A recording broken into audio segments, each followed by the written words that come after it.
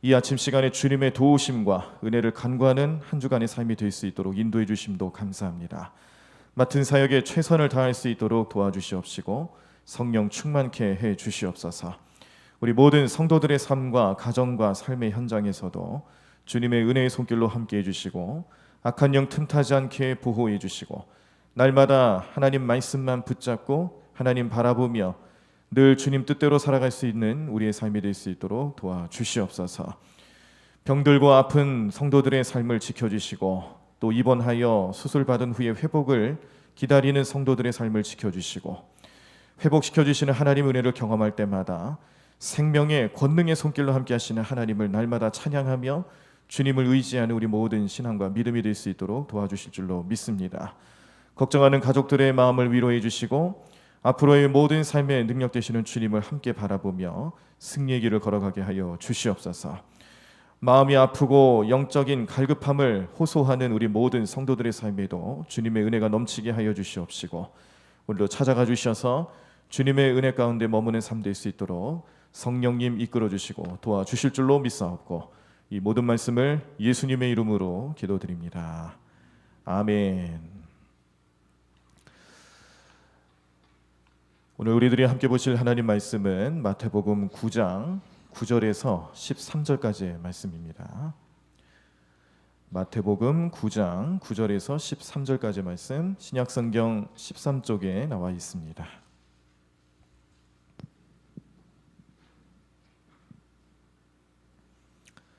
마태복음 9장 9절로부터 13절까지 말씀 다 찾으신 줄 알고 제가 먼저 9절 읽도록 하겠습니다. 예수께서 그곳을 떠나 지나가시다가 마테라 하는 사람이 세관에 앉아 있는 것을 보시고 이르시되 나를 따르라 하시니 일어나 따르니라. 예수께서 마태의 집에서 앉아 음식을 잡수실 때에 많은 세리와 죄인들이 와서 예수와 그의 제자들과 함께 앉았더니 바리새인들이 보고 그의 제자들에게 이르되 어찌하여 너희 선생은 세리와 죄인들과 함께 잡수시느냐. 예수께서 들으시고 이르시되 건강한 자에게는 의사가 쓸데없고 병든 자에게라야 쓸데있느니라. 너희는 가서 내가 긍휼을 원하고 제사를 원하지 아니하노라 하신 뜻이 무엇인지 배우라. 나는 의인을 부르러 온 것이 아니요 죄인을 부르러 왔노라 하시니라. 아멘.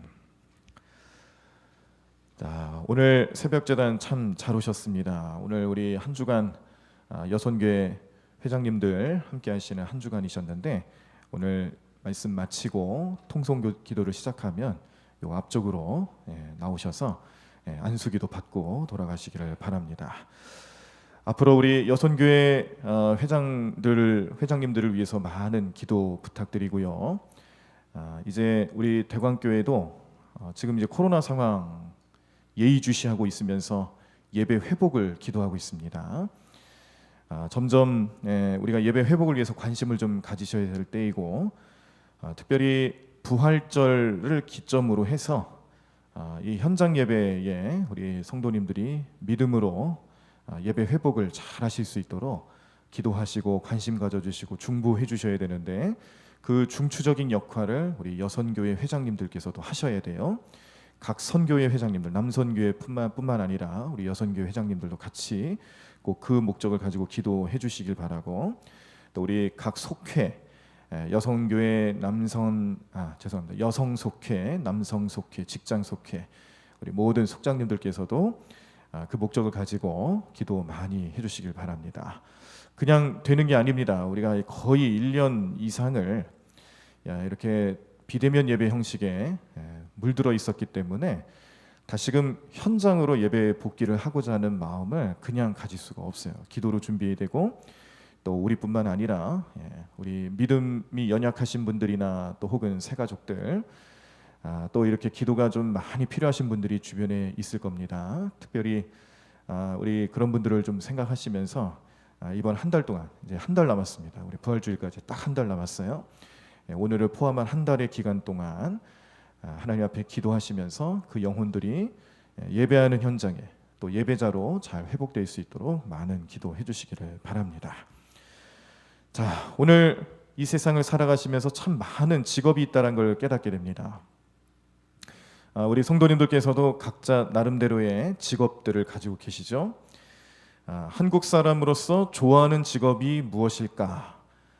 포털 사이트 중에 잡코리아와 알바몬이라는 포털 사이트가 있는데 이 두 사이트에서 성인 남녀 4,091명을 대상으로 해서 설문조사를 실시했습니다. 이게 작년에 나온 결과인데 2020년 작년에 성인 4,091명 대상으로 당신들이 여러분들이 꿈꾸는 직업은 무엇이냐 1위부터 7위까지 정리를 해봤습니다. 이 설문조사에는 복수응답도 포함이 돼 있기 때문에 여러 관심사들이 어떻게 나타나는지를 알려주는 내용인데요. 자, 첫 번째 1위 직업군이 뭘까요? 1위를 차지한 직업이 뭘까? 한번 마음속으로 좀 생각을 해보시길 바랍니다. 좀 의외의 결과인데 창업 성공자가 직업으로서 관심사 1위를 차지했습니다. 창업하는 게 쉽나요? 결코 그렇지 않죠. 창업은 굉장히 어려운 거죠. 그런데 이 창업을 하고 또 성공하는 건 더 어렵죠. 창업하는 것 자체도 쉬운 문제가 아닌데 그 창업을 하고 성공을 하는 거에 대해서 결코 쉬운 문제가 아님에도 불구하고 사람들의 관심이 또 더군다나 직업과 관련된 영역에서 1위를 차지했습니다. 32.8%의 응답이 나왔고 2위가 건물주입니다. 이해가 됩니다. 건물주 좀 안정된 그런 보장을 줄 수 있는 그런 직업이 될 수 있을 것 같아요. 27.3%. 자, 3위는 뭘까요? 3위 공무원입니다.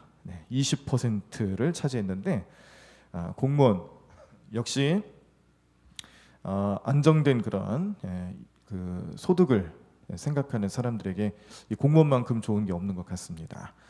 그런데 공무원도 뭐 쉽나요? 공무원 시험도 봐야 되고 진급도 해야 되고 또 어제 뉴스를 이것저것 좀 보니까 좀 안타까운 뉴스가 하나 있었는데 실종된 공무원이 있어서 수색을 했고 찾았어요.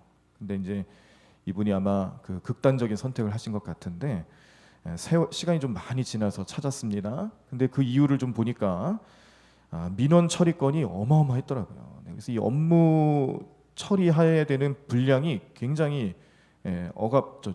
중압감이 있다 보니까 그 스트레스를 이기지 못하시고 아마 좀 극단적인 선택을 하신 것 같아요. 공무원들 뭐 우리가 속된 말로 뭐 철밥통이다 뭐 그런 얘기도 많이 쓰지만 실제로 현장에서 일하시는 분들의 이 업무 스트레스는 보통이 아니죠. 환경에 따라서 또 상대하는 사람들에 따라서 참 차이가 많이 납니다.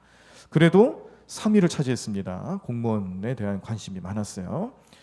자, 네 번째 4위는 전문직이라고 합니다. 전문직 14.5%. 자, 그다음에 다섯 번째는 유튜버입니다. 네, 이게 우리 기성세대들과 또 다음 세대들과의 차이점일 것 같아요. 유튜버, 원래 이런 직업이 최근에 와서 좀 인기가 많아진 거죠. 이거 어떤 직업인데 유튜버들도 한번 그 유명세를 타기 시작하면은 수입이 어마어마합니다. 그래서 한번 문제가 된 적도 있었잖아요. 이슈가 돼서 과연 이렇게 하는 게 옳은 것이냐. 왜냐하면 어느 부모가 유치원생밖에 되지 않는 자녀를 유튜버로 내세우는 거죠. 그래서 좀 가학적인 컨텐츠를 만든다든지 뭐 먹방이라든지 또 뭐 그런 뭐 거의 뭐 어떻게 보면 아동 학대 수준까지도 갈 수 있는 그런 컨텐츠들을 뭐 서슴없이 자극적인 걸 보여줘야 사람들이 관심을 갖고 또 구독을 하고 또 조회수가 올라가잖아요. 그런 것들이 나중에 광고 협찬으로 들어오고 이 광고비를 유튜버들이 어느 정도 비율을 가져가는 겁니다. 근데 이게 뭐 대단한 인기를 차지하면은 뭐 어마어마하더라고요. 웬만한 그 직장 다니는 것보다 훨씬 더 소득이 많으니까 이 유튜버에 대한 관심들이 많아졌어요. 여기 그 성인 남녀에게는 5위를 차지했지만 우리 이 유튜버라는 직업이 자녀들에게는 3위를 차지할 정도로 대단한 인기가 있습니다. 그래서 유튜버 세대들, 유튜버를 보고 자라는 우리 자녀들이 이걸 하나의 직업으로도 생각하고 있고, 어른들도 마찬가지죠. 우리 성인들도 이런 직업을 관심 가지고 있다라는 것을 깨닫게 됩니다. 여섯 번째는 대기업 임원입니다. 대기업의 임원. 그리고 7위는 뭐 기타 등등 뭐 이런 것 저런 것들이 좀 있는데, 자, 이렇게 그 관심 있는 직업들 뭐가 있을까 알아보니까 이제 옛날과 많은 변화가 있었다는 것을 좀 깨닫게 되죠. 자, 싫어하는 직업은 뭐가 있을까 좀 조사를 해봤는데, 싫어하는 직업은 워낙 그 종류가 많고 의견이 다양하고, 그리고 이 객관적인 통계를 좀 내기가 어려운 것 같아요. 그래서 정확한 수치를 알려주는 통계 자료는 거의 없습니다. 좀 이렇게 그 조건을 달아놓고 하는 건 있어요. 뭐 예를 들면은 남자가 싫어하는 직업, 뭐 여자가 싫어하는 직업, 내지는 뭐 나라별로 미국 사람들이 싫어하는 직업, 뭐 이런 식으로는 그렇게 좀 구별이 되는데, 한국 사람이라고 통틀어서 나오는 통계 자료는 찾기가 어려웠습니다. 그런데 좀 이 다른 그런 유사한 자료들을 제가 이렇게 보면서 지켜보면서 재미있는 게 하나 있었는데, 그 중에 싫어하는 직업 중에 하나가 국회의원이 있어요. 국회의원. 여러분들도 국회의원 싫어하시나요? 네, 별로 이렇게 좋은 이미지는 별로 없으실 것 같아요. 네. 뭐 어느 당이냐, 또 어느 성향을 가지고 있느냐 이런 것도 뭐 차이점이 있겠습니다만, 대체로 사람들이 국회의원을 그렇게 좋아하진 않는 것 같습니다. 자, 이런 유머가 있습니다. 어느 국회의원을 태운 승용차가 빗길에 운전을 하다가 그만 차가 미끄러져서 절벽 낭떠러지로 떨어졌어요. 그리고 논두렁에 그렇게 차가 추락을 했는데, 그 밤에 이제 비가 많이 오니까 이 논두렁, 논의 주인이 자기 논이 좀 멀쩡한지 아니면 좀 어려움은 없는지 좀 살펴보기 위해서 그 밤에 자기 논에 찾아갔습니다.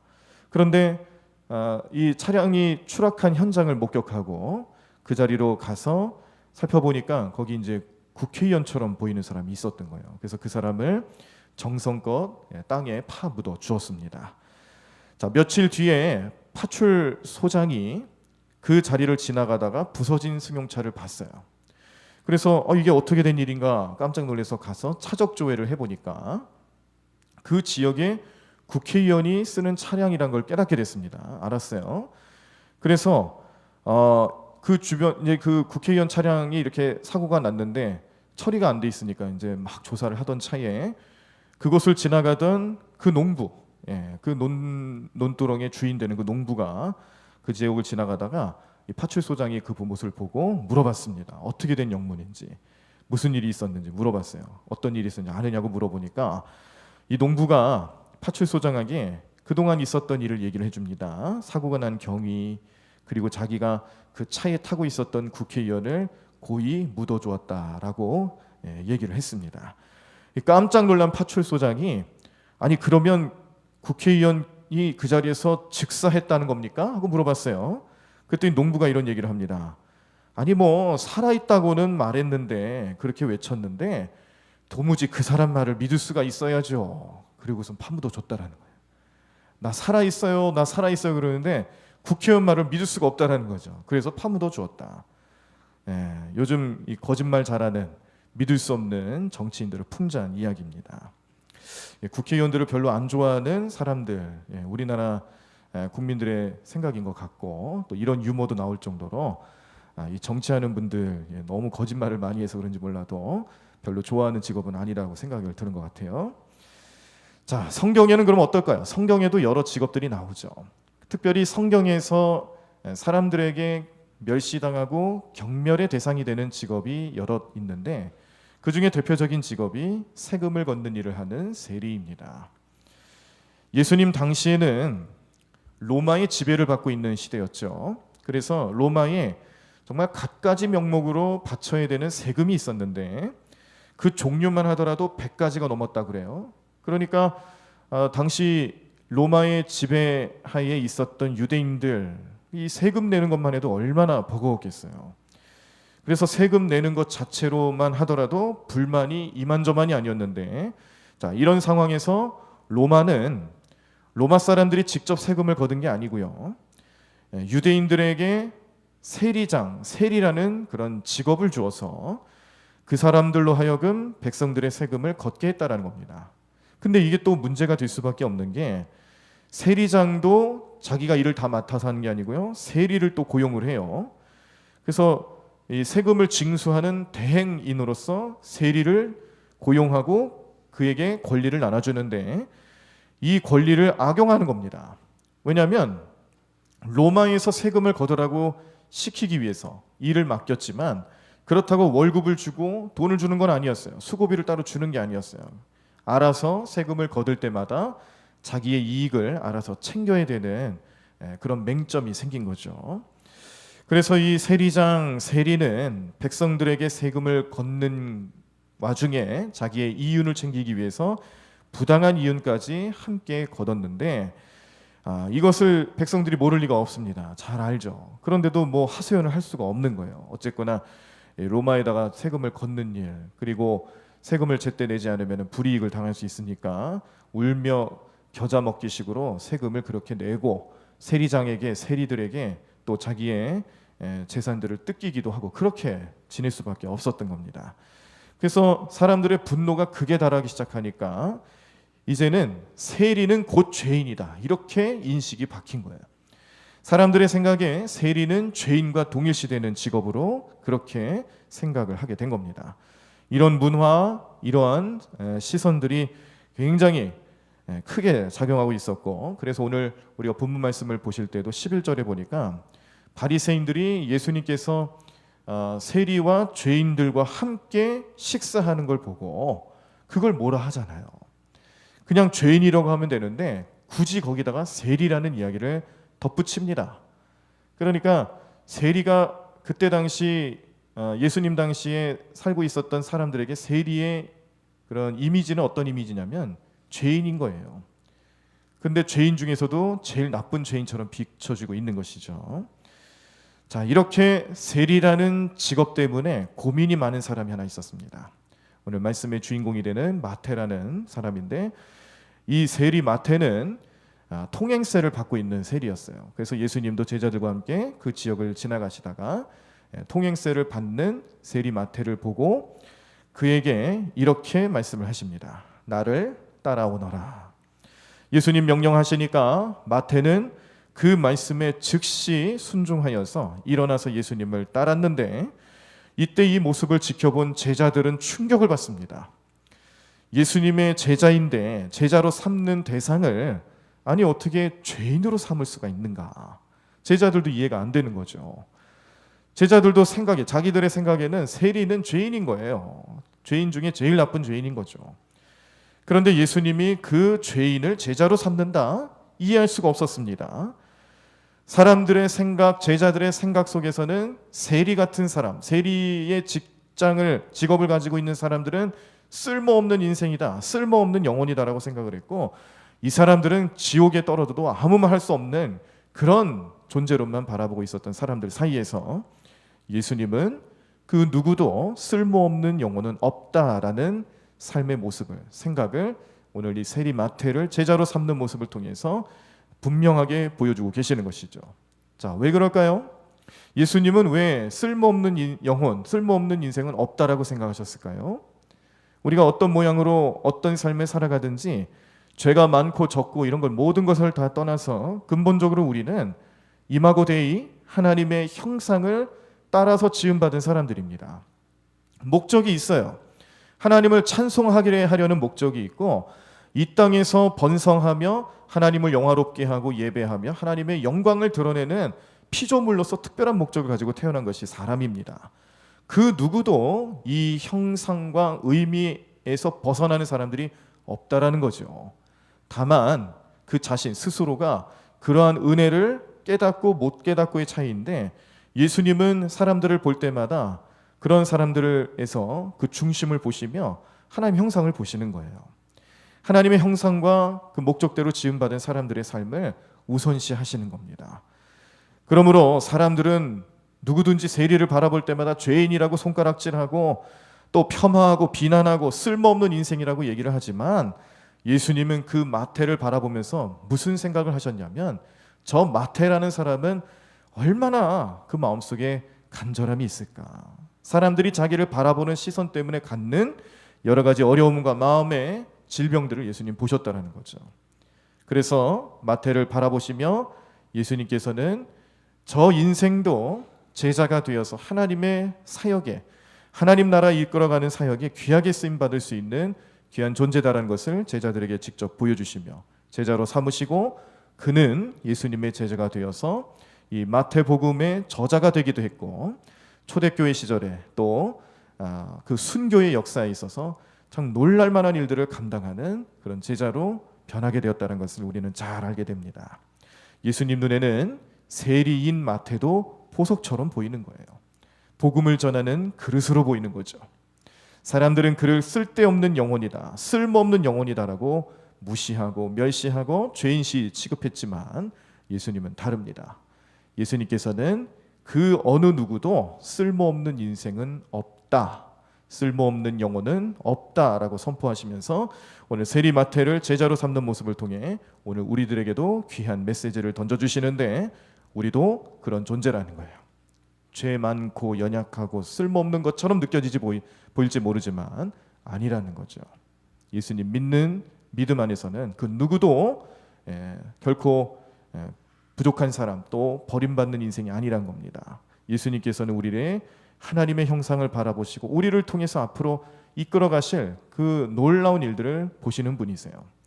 오늘도 우리를 부르시고 우리와 함께 하시기를 원하시고, 오늘 하루의 삶을 그런 은혜 속에서 살아갈 수 있도록 요청하시며 우리를 만나주시는 예수님, 오늘 기도하시면서 우리 마음속에 모시고 오늘 하루의 인생 가운데 여러분들의 삶의 주님으로, 또 우리의 삶의 인도자로, 구세주로 모시며 살아가시면서 크신 은혜 경험하실 수 있는 여러분들의 삶이 되기를 간절히 축원합니다.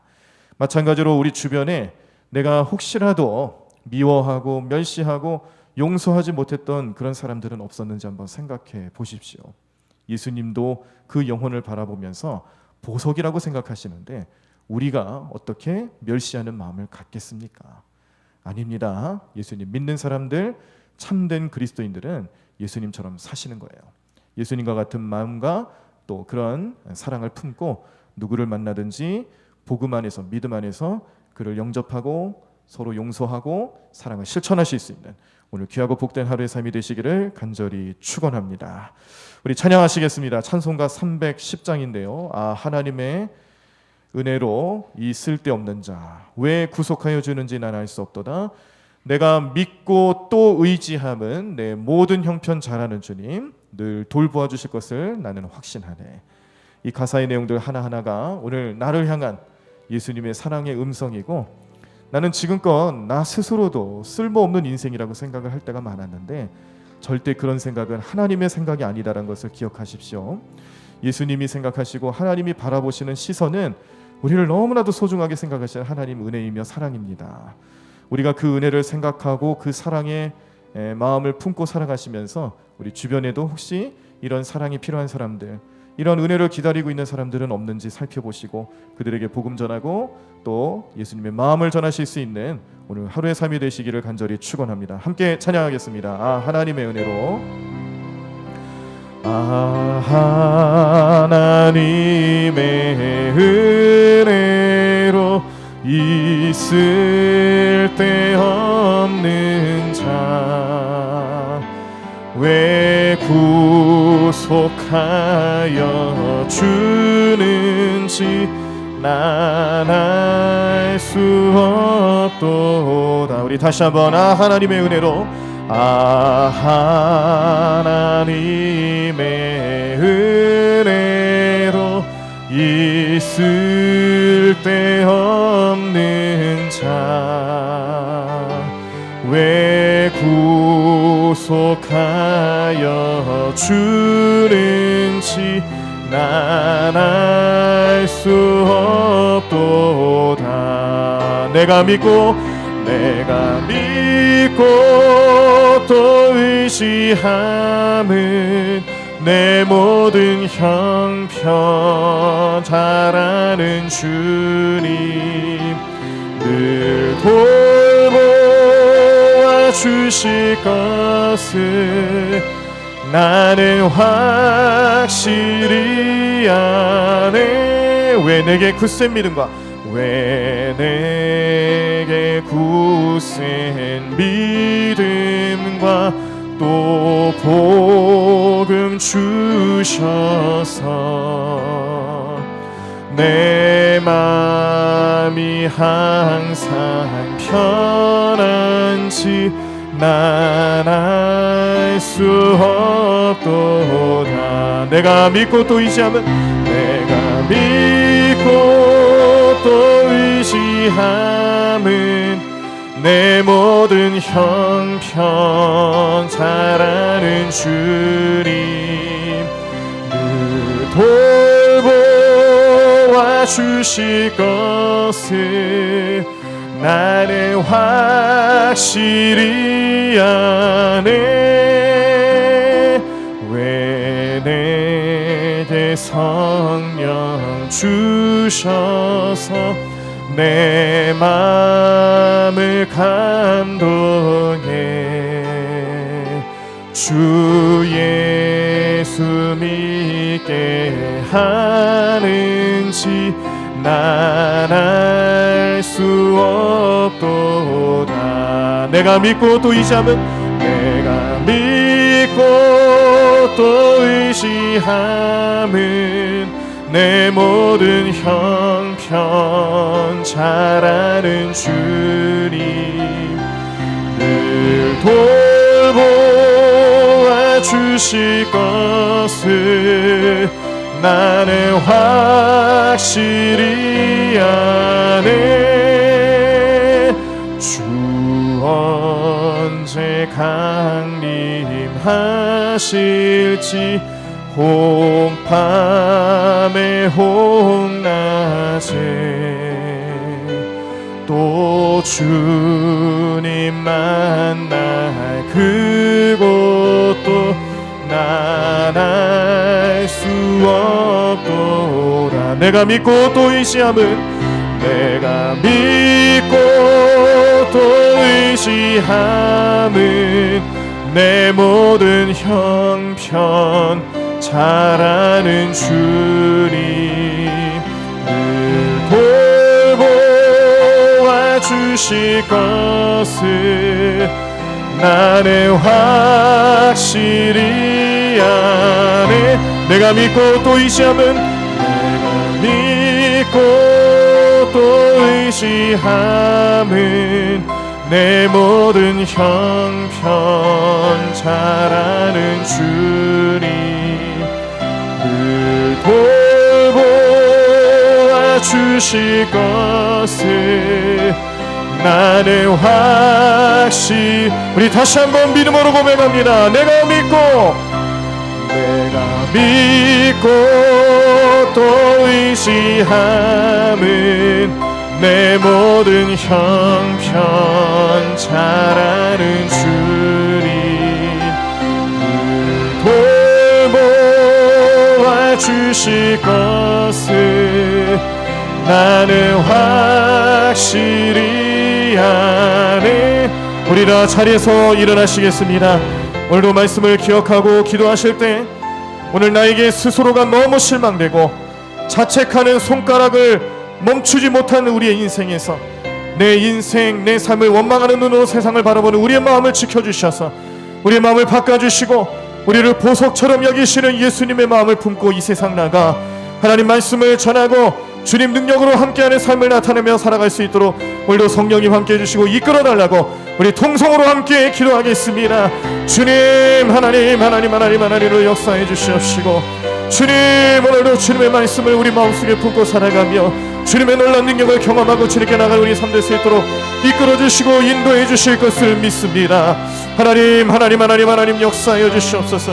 오늘도 주님의 뜻을 이루며 살아가는 귀하고 복된 삶 될 수 있도록 인도하여 주시옵소서. 하나님 믿음으로 얻는 승리하며 살아가는 삶 될 수 있도록 우리 모든 삶의 능력 되시는 주님만을 바라보게 도와주시옵시고, 하나님 은혜 가운데 머물며 주님 주시는 마음으로 이 세상을 바라보게 하시고 은혜 가운데 머무는 우리 삶 될 수 있도록 역사하여 주시옵소서. 하나님 도와주실 줄로 믿습니다. 주님, 하나님 도와주실 줄로 믿습니다.